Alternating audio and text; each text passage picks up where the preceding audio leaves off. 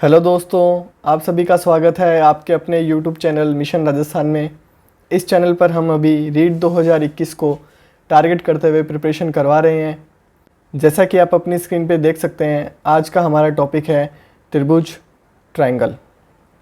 इस एक ही सीटिंग में हम पूरे त्रिभुज का बेसिक कंप्लीट कर लेंगे। ट्रायंगल के बाद हमारा नेक्स्ट टॉपिक होगा सर्किल, और सर्किल के बाद होगा हमारा रेक्टेंगल्स।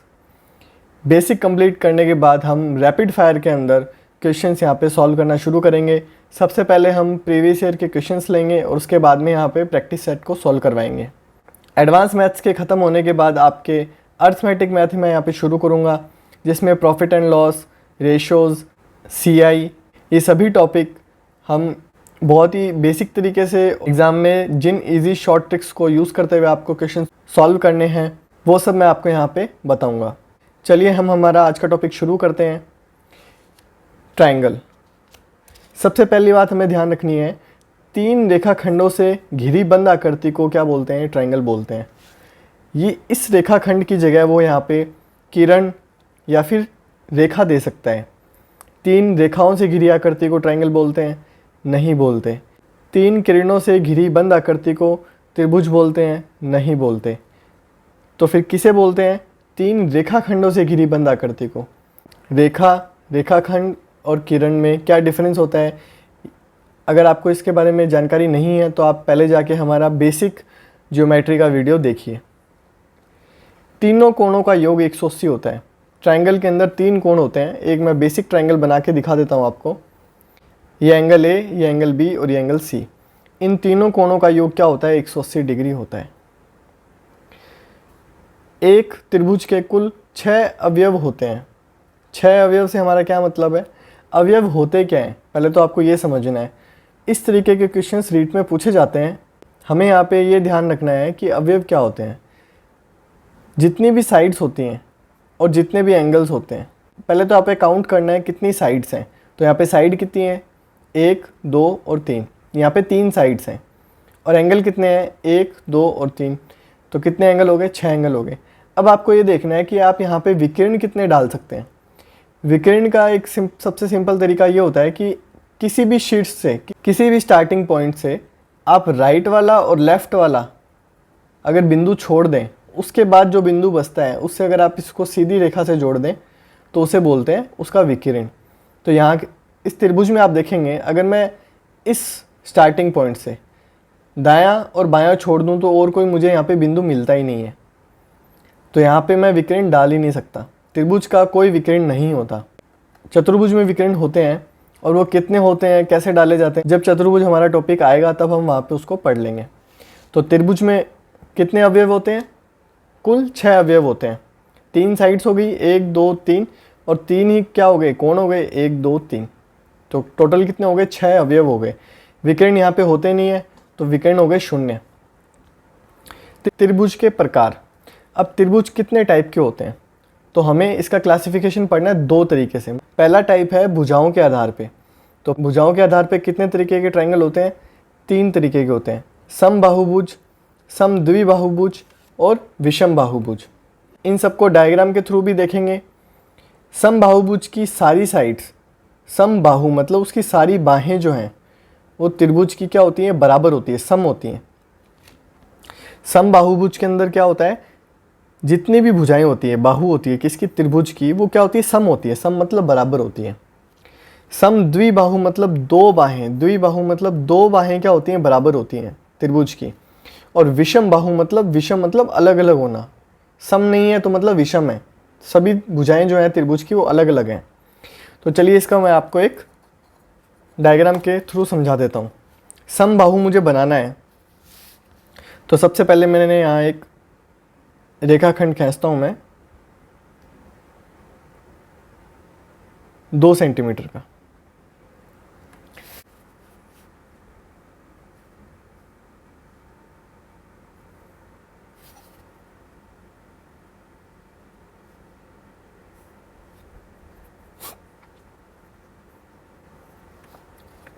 ये हमारा उदाहरण है समबाहु त्रिभुज का। समबाहु त्रिभुज क्यों?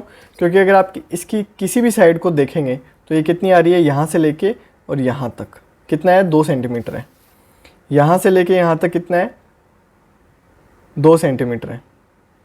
और यहाँ से लेके यहाँ तक कितना है, आप मैं थोड़ा कैमरे को जूम कर देता हूँ, आप अच्छे से देख पाएंगे। यहाँ से लेके यहाँ तक कितना है, पूरा 2 सेंटीमीटर है। तो तीनों ही भुजाएं इसकी क्या है, बराबर हैं। तो ये किसका उदाहरण हो गया, समबाहु त्रिभुज का हो गया। दूसरा हम देखते हैं समद्विबाहु।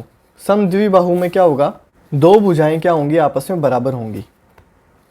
ये आपके सामने जो कोण बना हुआ है ऊपर वाला, ये किसका उदाहरण है, समद्विबाहु का, ABC। अगर आप इनकी भुजाएं देखेंगे तो 2 भुजाएं कितने सेंटीमीटर की है, 3 सेंटीमीटर की है। ये देखिए, ये यहाँ से यहाँ तक 3 सेंटीमीटर, ये यहाँ से यहाँ तक 3 सेंटीमीटर, और यहाँ से लेके यहाँ तक क्या है, ये देखिए 4 सेंटीमीटर से ज़्यादा है। तो 2 भुजाएं इसकी क्या है, समान है, 3 सेंटीमीटर 3 सेंटीमीटर।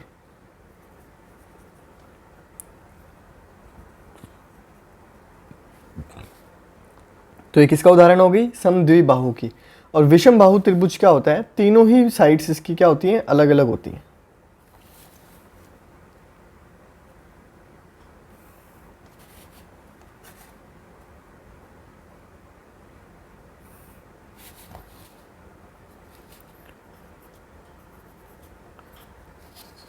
ये आप देखेंगे AB कितना आ रहा है, लगभग 1.5 के आसपास आ रहा है, 1.5 सेंटीमीटर।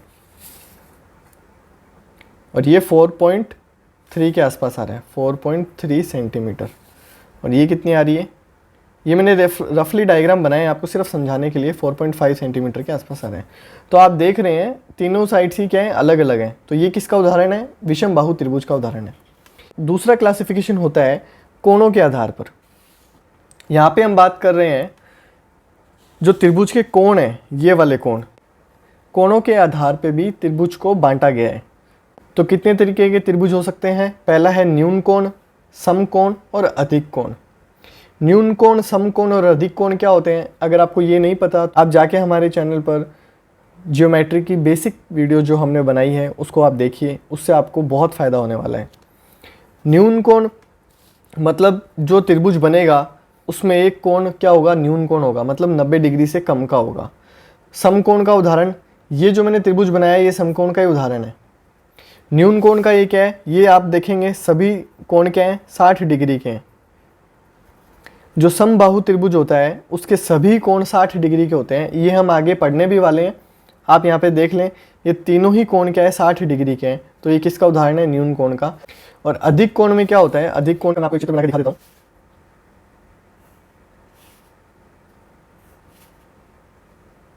ये एक रफली मैंने डायग्राम बना दिया है। तो ये A, B और C, ये अधिक कोण का क्या है, उदाहरण है। ये 90 डिग्री से ज़्यादा का है। ये जो कोण है ये अपने देख लेते हैं कितने डिग्री का आ रहा है लमसम।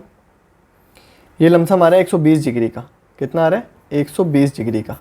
तो 120 डिग्री का है तो 90 डिग्री से ज़्यादा हो गया। तो ये किसका उदाहरण है, अधिक कोण का उदाहरण है। चलिए अब हम पढ़ने वाले हैं त्रिभुज की प्रॉपर्टीज़। इन प्रॉपर्टीज़ को आपको याद रखना है और डायरेक्ट आपको इनको क्वेश्चंस में अप्लाई करना है। एक तरीके से ये क्या है, फॉर्मूलाज हैं। सभी प्रॉपर्टीज़ को मैं समझा दूंगा आपको, पर एकदम बेसिक से मैं आपको नहीं समझाने वाला। अगर आपको एकदम बेसिक से समझनी है तो आप उन्हें खुद NCERT की या RBSE की बुक से पढ़ सकते हैं।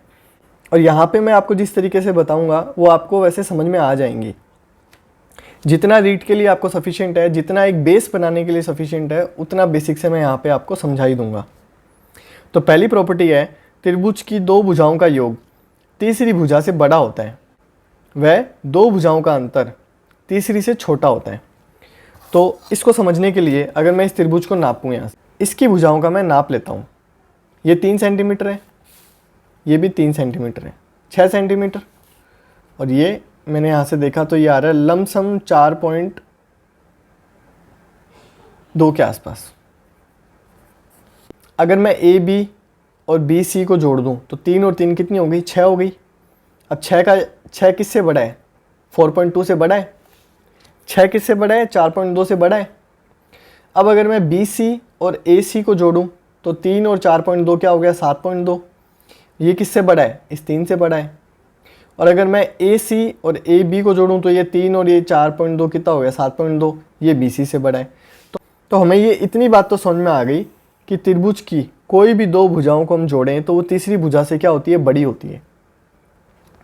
अब इसी प्रॉपर्टी की दूसरी बात है, दो भुजाओं का अंतर तीसरी भुजा से छोटा होता है। अगर मैं इन दोनों भुजाओं का अंतर लूँ तो वो क्या आएगा, 0 आएगा, और 0 4.2 से छोटा होता है, तो बिल्कुल सही है। अगर मैं इन दो भुजाओं का अंतर लूँ तो क्या आएगा, 1.2 आएगा। अंतर लेना है हमें, बड़ी में से छोटी वाली को घटाना है, उसको बोलते हैं अंतर। तो जब 4.2 में से 3 को मैं घटा दूंगा तो अंतर क्या आ रहा है, 1.2 का आ रहा है। 1.2 3 से क्या है, छोटा है, वही तो ये प्रॉपर्टी बोल रही है। तो आपको समझ में आ गया होगा, ये प्रॉपर्टी डायरेक्ट एग्जाम में सीधी सीधी पूछ ली जाती है कि त्रिभुज की, आपको सत्य है असत्य में पूछ सकते हैं, या फिर आपको रिक्त स्थान भी भरवा सकता है वो, कि त्रिभुज की दो भुजाओं का योग तीसरी भुजा से। अब ये बड़ा जो है इसको क्या करेगा, वो देगा ही नहीं, यहाँ नीचे लिख देगा बड़ा होता है, छोटा होता है, बराबर होता है, या बड़ा और छोटा कुछ भी हो सकता है। इस तरीके से 4 ऑप्शन दे दिए। तब आपको ये जो है प्रॉपर्टी है ये सीधी आपको याद होनी चाहिए। नेक्स्ट हम देखते हैं, त्रिभुज के केवल एक कोण का समद्विभाजक सम्मुख भुजा को समद्विभाजित करता हो तो त्रिभुज समद्विबाहु है। मैं यहाँ पे एक रफ डायग्राम बनाऊंगा, उससे आपको ये समझाने की कोशिश करूंगा कि यहाँ पे ये इतनी प्रॉपर्टी अभी क्या बोल रही है। तो मैंने एक बना लिया है रफ डायग्राम यहाँ पे आपके सामने।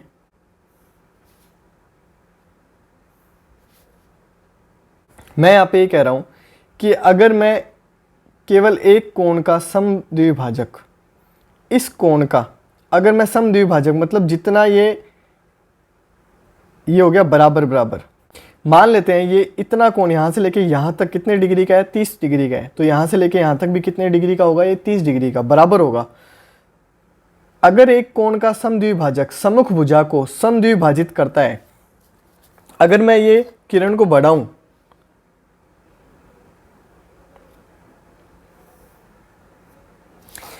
और यहाँ पे ये वाली जो साइड है यहाँ पे ये बराबर आ जाए, ये साइड A और ये B, यहाँ से लेके यहाँ तक कितनी है A, और यहाँ से लेके यहाँ तक कितनी है B है, तो A अगर बराबर B आ जाती है तो ये पूरा त्रिभुज कौन सा है, समद्विबाहु। अब समद्विबाहु त्रिभुज मतलब जिसकी दो भुजाएं बराबर होती हैं। जब दो भुजाएं बराबर होती हैं तो उन्हीं भुजाओं के सामने वाला कोण, मतलब इस भुजा का सामने वाला कोण कौन सा है, ये वाला, इस भुजा के सामने वाला कोण कौन सा है, ये वाला, ये कोण भी आपस में क्या होते हैं, बराबर होते हैं। इस प्रॉपर्टी से हमें क्या क्या बातें सीखने को मिल रही है, यहाँ पे देखिए।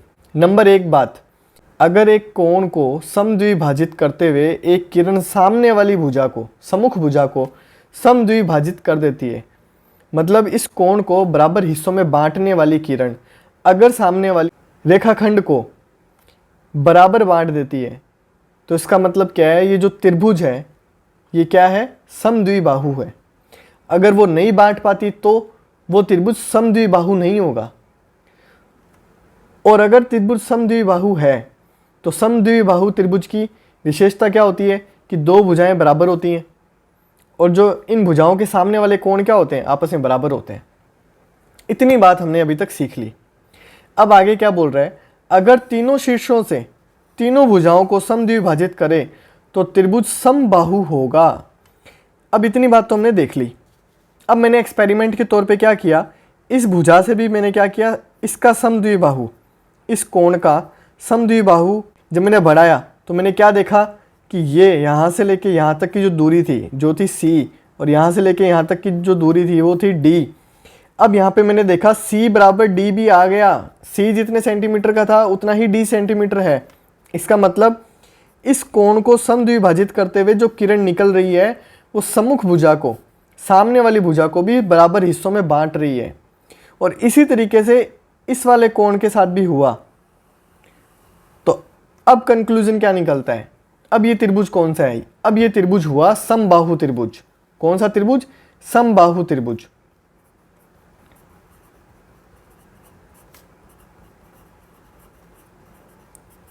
समबाहु त्रिभुज। और समबाहु त्रिभुज की हमें विशेषता पता है क्या होती है, क्या होती है मैं बता देता हूं आपको। समबाहु त्रिभुज की विशेषता होती है कि तीनों ही साइड्स बराबर होती हैं, A, B और C। तो AB बराबर BC बराबर CA, जितनी सेंटीमीटर की ये है उतनी ही सेंटीमीटर की ये है और उतनी ही सेंटीमीटर की ये है। एंगल A बराबर एंगल B बराबर एंगल C। जितना कोण ये है उतना ही कोण ये होगा और उतना ही कोण ये होगा। ये समबाहु त्रिभुज की विशेषताएं होती हैं। तो इस प्रॉपर्टी से हमें ये दो बातें सीखने को मिलती हैं कि अगर एक कोण को समद्विभाजित करते हुए एक किरण सामने वाली भुजा को समद्विभाजित कर दे तो वो क्या होगा, समद्विबाही होगा, मतलब उसकी दो भुजाएं बराबर होंगी। और ऐसी ही प्रोसेस अगर सभी कोणों से लागू हो जाए तो वो क्या होगा, समबाहु त्रिभुज होगा। इस बात का हमें ध्यान रखना है।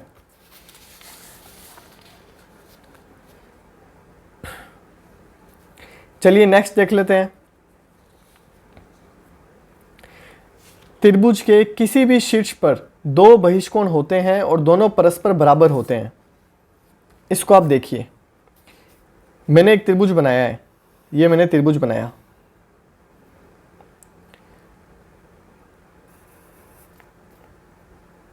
बन गया त्रिभुज। अब इसके बहिष्कोण कौन से हैं, ये भुजा मैंने बढ़ाई ऐसे, ये वाली जो भुजा है ये मैंने ऐसे बढ़ा दी तो एक बहिष्कोण तो बन गया ये। और जब मैंने ये वाली भुजा यहाँ पे बढ़ाई तो कौन सा त्रिभुज बनेगा, ये वाला। क्योंकि आप ऐसे देखिए कि एक त्रिभुज पे मैं एक टाइम पर एक ही भुजा बढ़ा सकता हूँ। तो मैंने इस बार क्या किया, ये भुजा बढ़ा दी तो बहिष्कोण बन गया ये वाला। अगर मैं ये वाली भुजा ना बढ़ाता तो मेरे को भुजा कौन सी बढ़ानी पड़ती, ये वाली, तो कोण कौन सा बनता, ये वाला। तो अगर मैं दोनों को एक ही डायग्राम में बना दूं तो वो कैसी बनेगी, ऐसी बनेगी। तो एक बहिष्कोण हो गया ये और एक बहिष्कोण हो गया ये। तो हम बात कर चुके हैं ये क्या है, शीर्षाभिमुख कोण है। शीर्षाभिमुख कोण हमेशा बराबर होते हैं, इंग्लिश में इनको बोलते हैं वर्टिकली अपोजिट एंगल्स। तो ये एंगल्स हमेशा क्या होते हैं, बराबर होते हैं। और ये बात मैं आपको एंगल्स वाली क्लास में बता चुका हूँ, यही बात हमें यहाँ पे ये दोबारा से पढ़ने को मिल रही है। नेक्स्ट देखते हैं, किसी समद्विबाहु त्रिभुज की दो समान भुजाओं के मध्य बिंदुओं को मिलाने वाली रेखा तीसरी भुजा के समानांतर हो तो वह तीसरी भुजा के आधी होती है। अब हम बनाते हैं समद्विबाहु त्रिभुज।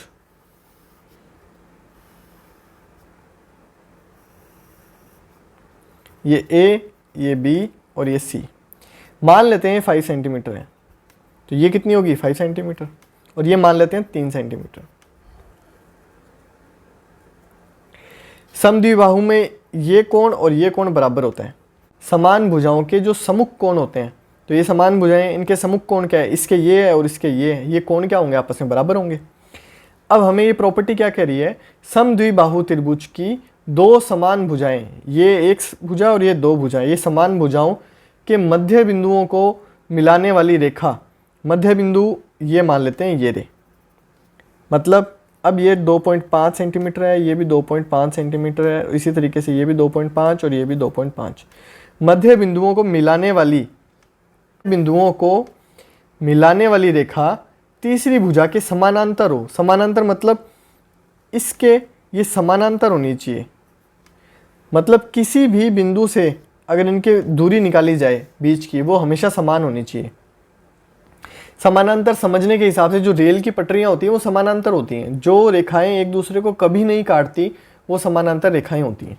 अगर मैं इसके समानांतर एक रेखाखंड यहाँ पे बनाऊंगा तो क्या होगा, वह तीसरी भुजा की आधी होगी। मान लो ये 3 सेंटीमीटर है ना, तो यहाँ से लेके यहाँ तक इसका नाम दे देते हैं E और D। इसका नाम क्या है, E और D। E और D की लंबाई क्या होगी, 1.5 सेंटीमीटर ऐसा आएगा। अब 1.5 क्यों आया, क्योंकि 3 सेंटीमीटर का आधा क्या होगा, 1.5 सेंटीमीटर।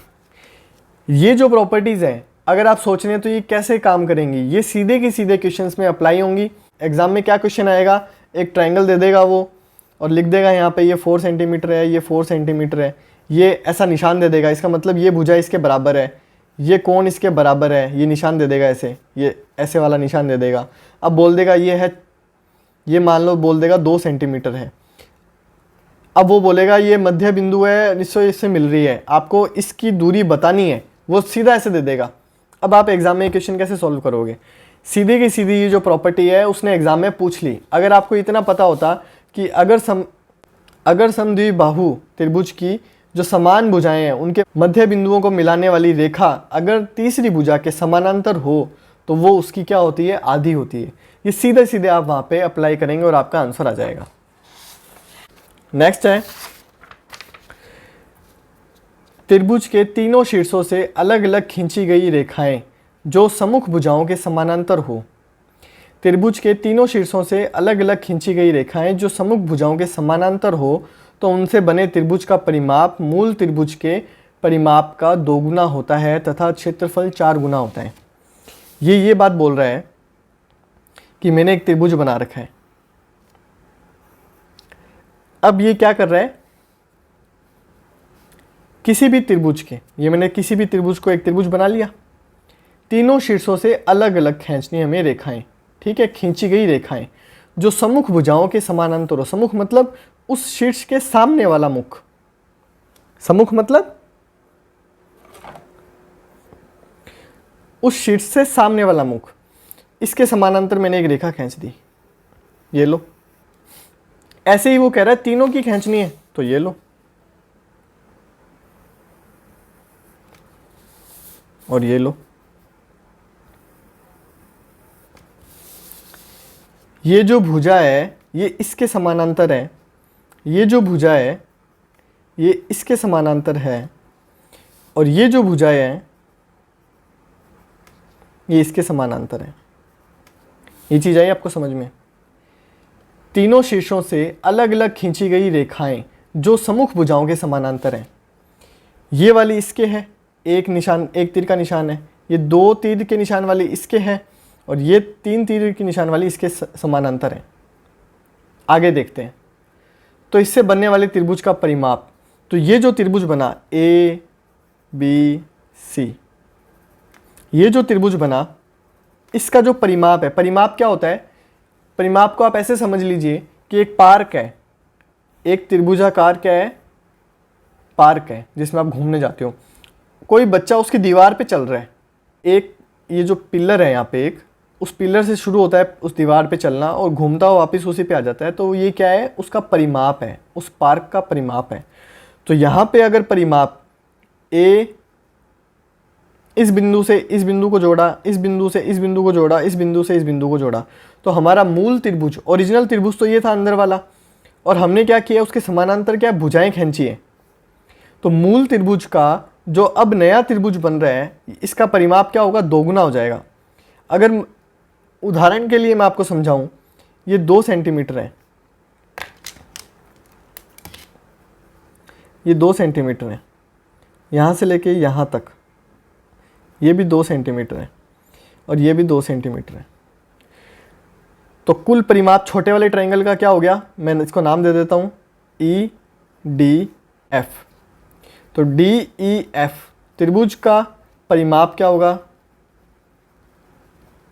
2 + 2 + 2, इसको 1 कर देते हैं, 1 2 2 4 और 1 5, ये हो गया 5 सेंटीमीटर। तो अब परिमाप क्या आएगा इस बड़े वाले का, त्रिभुज ABC का परिमाप इसका DEF का 4 गुना हो जाएगा। तो DEF का परिमाप है कितना, 5 × 4, तो इसका क्या आएगा, 20 सेंटीमीटर। आशा करता हूँ आपको ये समझ में आ रहा होगा। थोड़ा सा आप सोचिए और आपको इजीली समझ में आ जाएगा। कोई ज़्यादा ये कोई आइंस्टाइन की इक्वेशन नहीं है जो आपको समझ में ना आ पाए। ये हमने जल्दबाजी में 4 गुना पढ़ लिया, 4 गुना नहीं है, ये 2 गुना है। 2 गुना होगा तो 5 दूना क्या हो जाएगा, 10 हो जाएगा। ठीक है, ये देखिए यहाँ क्या लिखा हुआ है, मूल त्रिभुज के परिमाप का 2 गुना होता है तथा क्षेत्रफल 4 गुना होता है। क्षेत्रफल, अब क्षेत्रफल क्या होता है, क्षेत्रफल इस कागज के टुकड़े, ये जो सामने आपको अब कागज का जो टुकड़ा दिख रहा है, इस पर मैंने ये एक स्केल रख दिया, ये फुट्टा रख दिया। इसने कितनी जगह घेरी, वो इस फुट्टे का क्या होगा, क्षेत्रफल होगा। मतलब कोई भी वस्तु जितनी भी जगह घेरता है वो उसका क्षेत्रफल होता है। अब मैं क्षेत्रफल को एकदम बच्चों की तरह जिसे समझाते हैं मैं आपको बता देता हूं। अगर किसी वस्तु का क्षेत्रफल 0 होगा, अगर मान लेते हैं कल्पना कीजिए कि इस फुट्टे का, इस स्केल का क्षेत्रफल है 0। अगर इसका क्षेत्रफल 0 होगा तो इस कागज़ पर मैं अनंत फुट्टे रख दूंगा ना, तो भी ये कागज़ खाली का खाली रहेगा। और आपको पता है, व्यवहारिकता से आपको पता है कि ऐसा नहीं होने वाला कि जब मैं फुट्टे लगाऊंगा यहाँ पे एक के बाद एक, तब 10 फुट्टे या 20 फुट्टे, उससे ज़्यादा यहाँ पे नहीं आ सकते ये स्केल्स। ये जो स्केल है ज़्यादा से ज़्यादा 15 से 20, इससे ज़्यादा स्केल इस कागज़ पे नहीं आएंगे। इसका मतलब इस कागज़, इस स्केल का कोई ना कोई एरिया है, ये इस कागज़ पे कोई ना कोई एरिया घेरेगा, तो वो इसका क्या होता है, एरिया होता है। अगर मैं परिमाप की बात करूं, अगर मैं इसकी साइड को नाप लूं तो वो इसका होता है परिमाप। परिमाप को समझने के लिए आप वो उदाहरण हमेशा अपने दिमाग में रखें। अब की बार आप इस स्केल को एक पार्क मान लें और पार्क की 4 दीवारी के ऊपर कोई बच्चा पैदल पैदल चलेगा, वो उस पूरे पार्क का परिमाप होगा। चलिए अब मुझे लगता है आपको समझ में आ गया होगा। क्षेत्रफल जो होता है इसको ऐसे नोट करते हैं, area of triangle ABC is equals to 4 times area of triangle DEF। वो ये बात हमें समझा रहे हैं कि परिमाप तो 2 गुना हो जाएगा और क्षेत्रफल जो है, एरिया जो है, कितना हो जाएगा, 4 गुना हो जाएगा। चलिए नेक्स्ट पे चलते हैं। इसी क्या नेक्स्ट वर्जन है, मध्य बिंदुओं को मिलाकर बनने वाले त्रिभुज का परिमाप आधा तथा क्षेत्रफल मूल क्षेत्रफल का चौथाई हो जाता है। अब अगर मैं आपको समझाने के लिए बताऊं,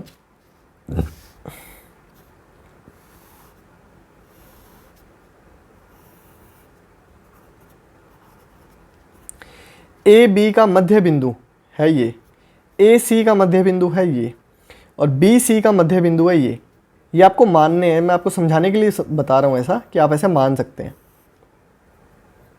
ये हो गया DEF। अब जो DEF बन रहा है, जो D पॉइंट है, जो D शीर्ष बना है, ये BE का मध्य बिंदु है। जो E है वो AC का मध्य बिंदु है। जो AB है, इसका मध्य बिंदु क्या है, ये F। तो अब जो ये त्रिभुज बना है ABC, और जो त्रिभुज है DEF, इसके मध्य हम रिलेशन देखेंगे। पहले देखेंगे परिमाप। परिमाप देखिए क्या होगा, ट्रायंगल ABC के आधा जो होगा वो क्या होगा, इसका DEF। ABC का जब मैं आधा कर दूंगा ना परिमाप, वो किसके बराबर होगा, DEF के। अगर मैं क्षेत्रफल की बात करूं तो क्या होगा, ट्रायंगल ABC का 1/4 हो जाएगा ट्रायंगल DEF। पहले क्या हो रहा था, पहले क्षेत्रफल हो रहा था 4 गुना, इस ऊपर वाले की बात कर रहा हूं मैं। इसके अंदर क्या हो रहा था, परिमाप हो रहा था 2 गुना और क्षेत्रफल हो रहा था 4 गुना। अब की बार क्या हो रहा है, परिमाप हो रहा है आधा और क्षेत्रफल हो रहा है 1/4। मतलब ये वाली जो प्रॉपर्टी है ऊपर वाली प्रॉपर्टी की उल्टी है। अगर किसी त्रिभुज के शीर्ष से सामने वाली भुजा के समानांतर मैं रेखाएं खींच दूं, उससे बनने वाला जो त्रिभुज होगा वो बड़ा होगा। वो आपको दिख भी रहा है, भाई छोटा त्रिभुज तो हमारे पास ओरिजिनली था जो है DEF। जब मैंने ये कलाकारी दिखाई यहाँ पे, इससे क्या हुआ, त्रिभुज बड़ा बन गया। अब जो बड़ा त्रिभुज बना है उसकी क्या विशेषता है, भाई वो छोटे वाले से 2 गुना क्या है, उसका परिमाप है, और क्षेत्रफल कितना है उसका, 4 गुना। और अगर मैं क्या करूं, किसी त्रिभुज के मध्य बिंदुओं को मिलाते हुए मैं एक त्रिभुज बना लूं। अब मैंने कलाकारी की है छोटी, मैंने क्या कर लिया, त्रिभुज बनाया छोटा। तो अब की बार जो बनने वाला त्रिभुज है जो है DEF, ये त्रिभुज जो है इसका परिमाप क्या है, आधा, और क्षेत्रफल क्या है, 1/4। चलिए नेक्स्ट देखते हैं। किसी त्रिभुज की 2 भुजाओं को मिलाने वाली रेखा तीसरी भुजा के समानांतर हो तो वह शेष दोनों भुजाओं को समान अनुपात में विभाजित करती है। अब की बार ये कह रहा है ये एक त्रिभुज है ए बी सी। मैं बी सी के समानांतर कोई भी रेखा खींच दूंगा, जैसे मैंने ये खींच दी डी, इसको मैंने नाम दिया 1, इसको नाम दे दिया D2, इसको दे दिया D3। ये D2 थोड़ी टेढ़ी खींच गई, इसको ऐसे मान लें। ये क्या है, समानांतर है। किसके समानांतर है, ये इसके समानांतर है, ये ध्यान रखें। D1 जो है वो समानांतर है किसके, BC के। और इसी तरीके से D2 D3।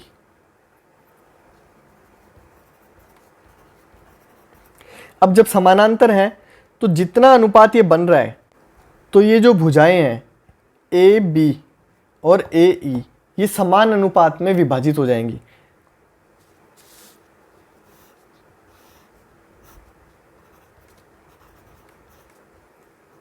ये D1 है तो ये 2:1, तो ये भी 2:1। इस चीज़ का आप ध्यान रखें। अगर ये आपको समझ में नहीं आई है तो चिंता ना करें, जब हम क्वेश्चन करेंगे तब ये ज़्यादा अच्छे से क्लियर हो जाएगी। ये यहाँ पे अभी आपको हो सकता है कंफ्यूज कर रही हो, ये क्या है, आपके समझ में नहीं आया, कोई बात नहीं, आप इससे चिंतित ना हो। इसी के ऊपर बेस्ड हम जब क्वेश्चंस करेंगे तब मैं आपको बताऊंगा हमने यहाँ पे इस प्रॉपर्टी को यूज़ किया है। तब आपको अगर वहाँ पे समझ में आ जाए तो ठीक है, वरना फिर जब आप आके इसको दोबारा देखेंगे तो आपको ये अच्छे से समझ में आ जाएगी। नेक्स्ट है, ये है हमारा आज का आखिरी टॉपिक। त्रिभुज के अंदर हमें मध्यमिका, अंतःकेंद्र, परिकेंद्र और शीर्ष लंब, ये 4 तरीके के हमें जो बिंदु बनते हैं, हमें इनके बारे में पढ़ना है। ये अपने आप में बहुत ही महत्वपूर्ण है और बहुत ज़्यादा कंफ्यूजिंग भी है, तो इनको आप विशेष रूप से ध्यान रखें। आप यहाँ पे देखिए माध्यमिका क्या होती है। ये मेरे खुद के हैंड रिटन नोट्स हैं, राइटिंग तो माशाल्लाह वैसे ही बहुत सुंदर है। अगर आपको पढ़ने में परेशानी हो रही है तो मैं आपको बोल के बता रहा हूँ। त्रिभुज के शीर्ष और सम्मुख भुजाओं के मध्य बिंदुओं को मिलाने वाले रेखाखंड को त्रिभुज की माध्यमिका कहते हैं। इसको रखते हैं एक बार साइड में, एक त्रिभुज बनाते हैं समझने के लिए।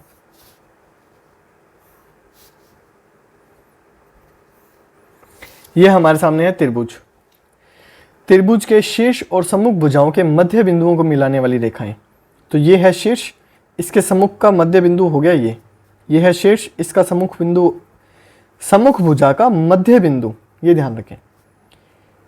ये है शीर्ष, इसकी सम्मुख भुजा का मध्य बिंदु, ये रहा। जब इनको मैं मिलाता हूं,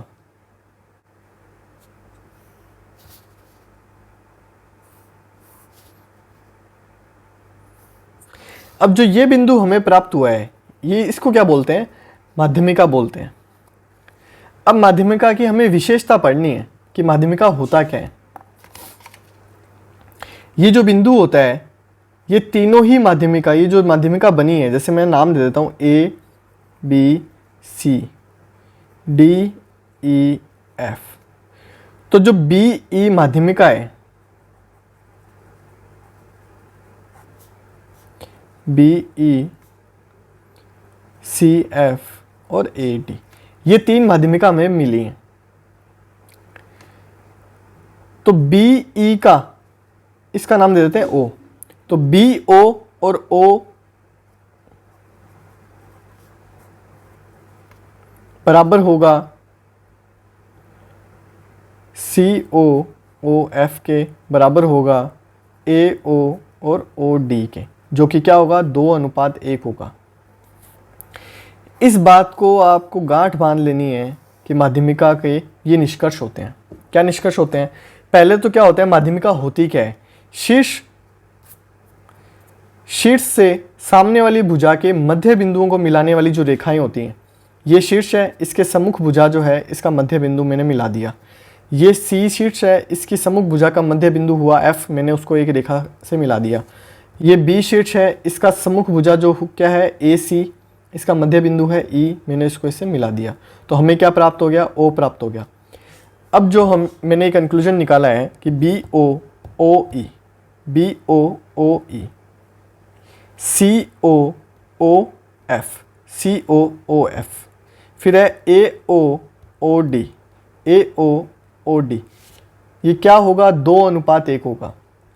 और 2 भी कौन से वाला अनुपात, जिस शीर्ष से हमने सम्मुख भुजा के मध्य बिंदु को हमने मिलाया है उसकी तरफ वाला शीर्ष।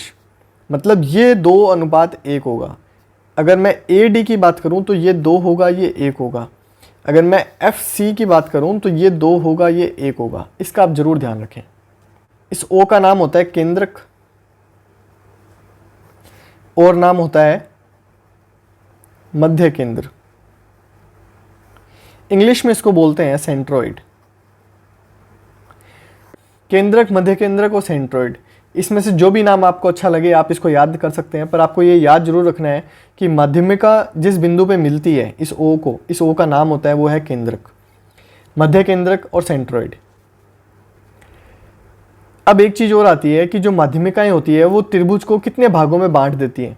तो ये हमारे सामने त्रिभुज है और ये मैंने माध्यिका मैंने खींच रखी है। तो अब आप त्रिभुज गिन सकते हैं, 1 2 3 4 5 और 6, कुल 6 भागों में बांटती है। इतनी बातें हमें माध्यमिका के बारे में ध्यान रखनी है। अब बात करते हैं अंतः केंद्र। अंतः केंद्र क्या होता है?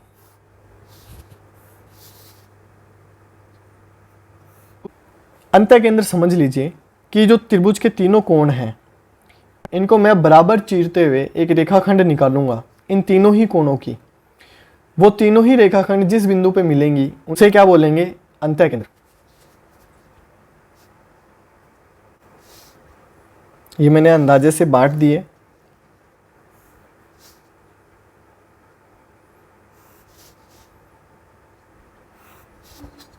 ये कोण बराबर हैं आपस में, ध्यान रखना। ये मैंने निशान लगा दिया। ये बराबर के निशान होते हैं, ये इसके बराबर है। ये 2 डंडे लगाए तो ये 2 डंडे जिसके ऊपर 2 डंडे लगे हुए हैं वो उसके बराबर होंगे। अब एक समस्या हमारे सामने आ गई कि हमारे इस डायग्राम जो हमने ये रफ डायग्राम बनाया है इसमें हमारा ये पॉइंट मिल नहीं रहा। तो आप इसको ऐसे बस मान लीजिए कि ये पॉइंट हमारे मिल गया, यहाँ पे ये पॉइंट हमें यहाँ मिल गया। अब इस पॉइंट को हम क्या बोलेंगे? अंतः केंद्र बोलेंगे। और अब इस अंतः केंद्र की कुछ विशेषता होती है। भाई इस अंतः केंद्र की क्या विशेषता, जो माध्यमिका में हमें केंद्रक मिला था उसकी क्या विशेषता थी कि वो हर माध्यमिका को 2:1 में बांटता था। उसी तरीके से हमें जो ये अंतः केंद्र मिला है इसकी क्या विशेषता है? A B C D E F। तो DO बराबर OE बराबर OD। मतलब OE जितना है, मतलब 2 सेंटीमीटर है तो उतना ही ये है 2 सेंटीमीटर और उतना ही ये है 2 सेंटीमीटर।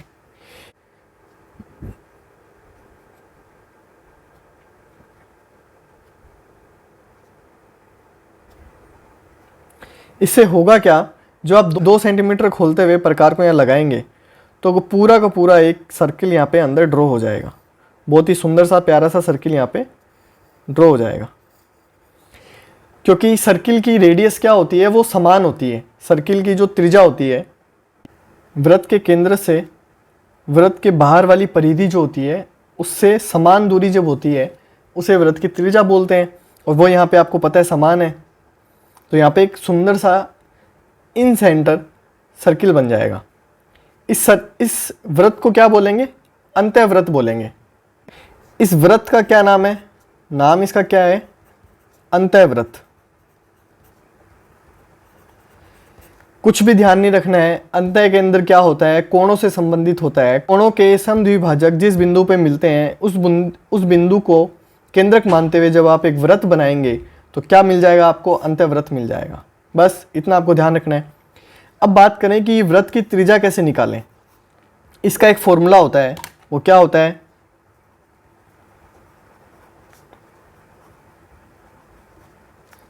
क्षेत्रफल।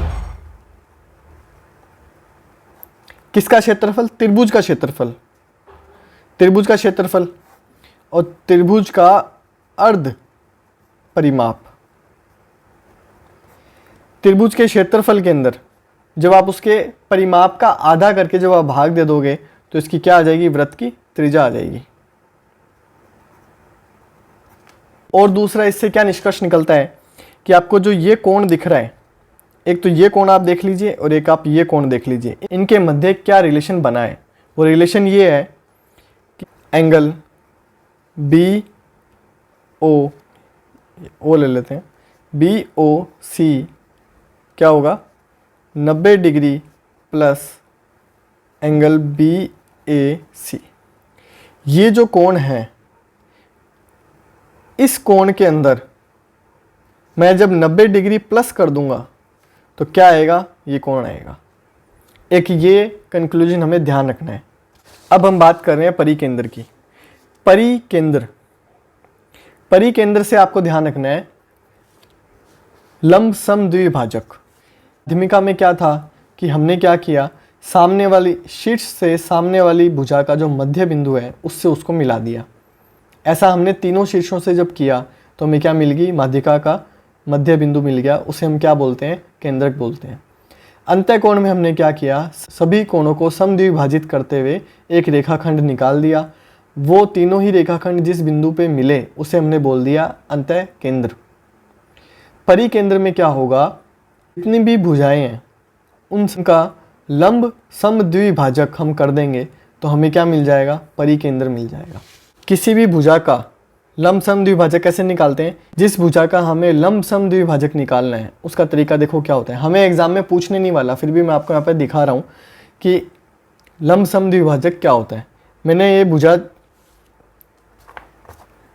ए बी सी, अब मुझे ए सी का लंब समद्विभाजक निकालना है तो मैं क्या करूँगा, प्रकार लूँगा और उसको थोड़ा सा है ना आधे से ज़्यादा खोल लूँगा और मैं यहाँ पे दो चाप लगा दूँगा, एक इस तरफ और दूसरा मैंने लगा दिया यहाँ पे।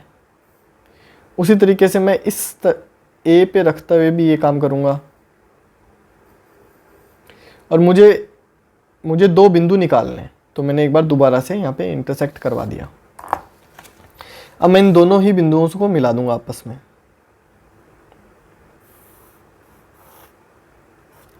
ये क्या मिल गया, मुझे लंब समद्विभाजक मिल गया। इसी तरीके से मैं क्या करूँगा, बी सी का भी निकालूंगा।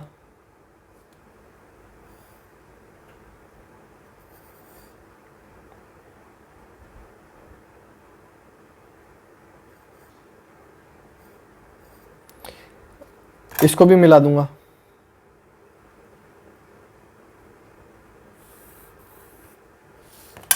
इसी तरीके से मैं ए बी का भी निकालूंगा।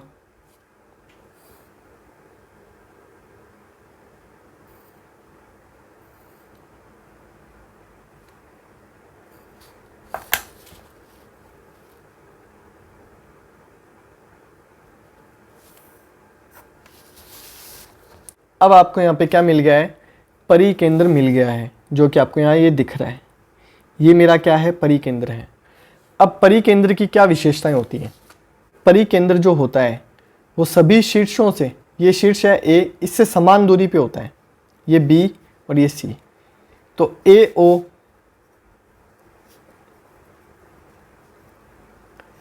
ये हमारा कंक्लूजन हो गया। इसका मतलब ये हुआ कि अब अगर मैं यहाँ पे इस परिकेंद्र पे मैं प्रकार को रख के जब मैं वृत्त बनाऊंगा एक सुंदर सा, तब क्या होगा, इस तरीके से बनेगा। पहले क्या था, सर्कल त्रिभुज के अंदर बन रहा था अंतःकेंद्र में। परिकेंद्र में क्या होगा, जो ये सर्कल बन रहा है, वृत्त बन रहा है, वो इस त्रिभुज के बाहर बनेगा, परिकेंद्र। इससे हमें क्या कंक्लूजन देखने को मिलता है, परिकेंद्र की त्रिज्या क्या होगी,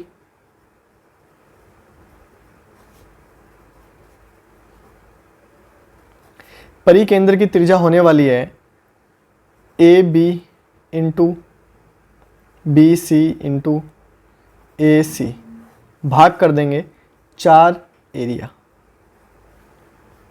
परिकेंद्र की त्रिज्या, एरिया किसका, ट्रायंगल ए बी सी का। इस डॉट का मतलब होता है गुणा। तो मेरे को क्या मिल जाएगी, ये त्रिज्या मिल जाएगी। त्रिज्या कौन सी, ये वाली त्रिज्या, यहाँ से लेके यहाँ तक, ये है इसकी त्रिज्या। हमारा आखिरी टॉपिक है शीर्ष लंब। शीर्ष लंब क्या होता है, कुछ भी नहीं होता, सामने वाली भुजा से शीर्ष लंब तो सबसे इजी होता है। कोई सा भी शीर्ष ले लो आप, ये शीर्ष ले लेते हैं, ये शीर्ष ले लिया। इससे जब हम सीधा 90 डिग्री का कोण डालें सामने वाली भुजा पे, 90 डिग्री का कोण बना दें। शीर्ष लंब क्या होता है, सामने वाली भुजा पर 90 डिग्री की सीधी रेखा खींच देते हैं अपने, उसे बोल देते हैं शीर्ष लंब। शीर्ष लंब त्रिभुज की ऊंचाई होती है ABC।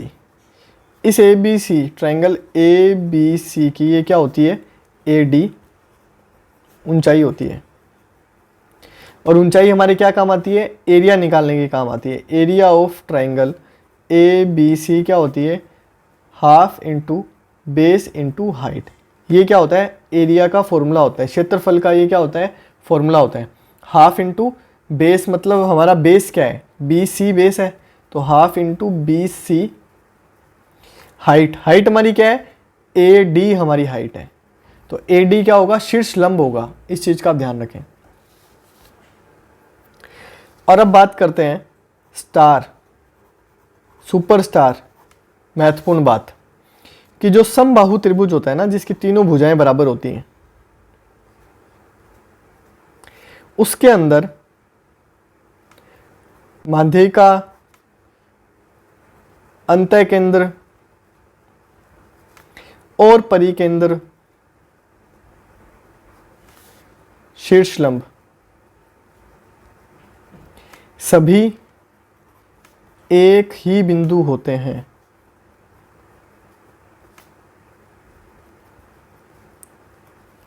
सभी एक ही बिंदु होते हैं। जो समबाहु त्रिभुज होता है,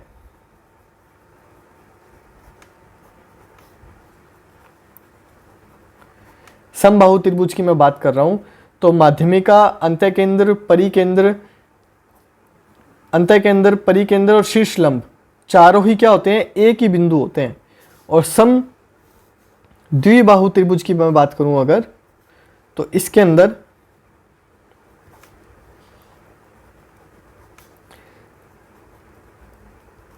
माध्यमिका, अंतःकेंद्र,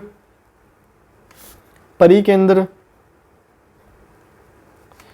शीर्ष लंब एक सीधी रेखा में होते हैं।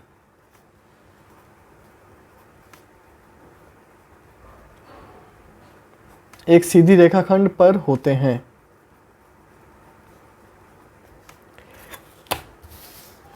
अगर मैं सामने से एक सीधी रेखा 90 डिग्री कर दूं, क्योंकि क्या है, शीर्ष लंब है ना, यहाँ पे शीर्ष लंब क्या होता है, शीर्ष से सामने वाली भुजा पर डाला गया लंब शीर्ष लंब होता है। अब ये सभी बिंदु जो हैं, कौन से, माध्यमिका, अंतःकेंद्र, परिकेंद्र और शीर्ष लंब, ये सभी क्या होंगे, एक ही रेखा पर आएंगे। ये किसकी विशेषता होती है, समद्विबाहु त्रिभुज की विशेषता होती है। परिकेंद्र की रीट के अंदर सीधे स्थिति पूछी हुई है त्रिभुजों पर, जो 3 तरीके के त्रिभुज हम पढ़ चुके हैं, न्यून कोण त्रिभुज, समकोण त्रिभुज और अधिक कोण त्रिभुज। उनकी हम एक बार स्थिति देख लेते हैं कि अगर हम बात करें न्यून कोण त्रिभुज की, तो परिकेंद्र कहाँ होगा, त्रिभुज के अंदर होगा। अगर ये समकोण त्रिभुज होगा तो परिकेंद्र कहाँ होगा, सामने वाली जो भुजा है कर्ण, इसके मध्य बिंदु पर होगा। मतलब कर्ण का जो मध्य बिंदु होगा वहां पे क्या होगा, इसका परिकेंद्र होगा। अधिक कोण त्रिभुज होगा, उसका परिकेंद्र त्रिभुज के बाहर होगा। बस इस बात का आपको ध्यान रखना है। तो आज की क्लास आपको कैसी लगी? ये जो बेसिक है ये काफ़ी बच्चों को समझ में नहीं भी आया होगा। ये जो बेसिक की क्लास है, हो सकता है काफ़ी बच्चों को कुछ टॉपिक्स में कन्फ्यूज़न रह गई हो। जब हम प्रैक्टिस करेंगे तब ये कन्फ्यूज़न आपको दूर हो जाएगी। प्रैक्टिस करते हुए जब आपको कोई क्वेश्चन समझ में ना आए तब तो वापस आके इन प्रॉपर्टी को समझें, उस वक्त आपको ये ज़रूर समझ में आ जाएंगी। आज की क्लास आपको कैसी लगी आप कमेंट करके हमें बता सकते हैं। अगर इस चैनल के वीडियो से आपको फ़ायदा हो रहा है तो आप हमारे चैनल को सब्सक्राइब कर सकते हैं, अपने दोस्तों के साथ शेयर भी कर सकते हैं।